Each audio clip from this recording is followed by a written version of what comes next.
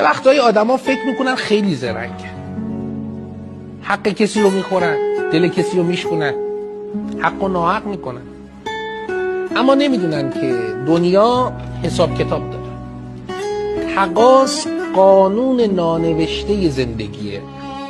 ببینید فوری نمیاد، با سر و صدا نمیاد، اما یه روزی یه جایی، از جایی که اصلا فکرش هم نمی کنیم، زندگی همون درد و همون بی‌عدالتی رو بهمون میچشونه.